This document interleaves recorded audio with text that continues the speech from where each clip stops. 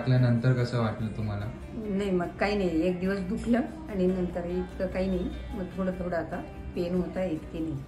आता दात बसवल्यानंतर कसं वाटतं आता तुम्हाला? आता चांगलं वाटतंय. जर चावताना वगैरे काही त्रास? नाही, काही नाही त्रास. तर कसं तुम्ही रेट करणार 1 ते 5 स्टार मध्ये आपल्या क्लिनिकला, ट्रीटमेंटला सगळं? बेस्ट.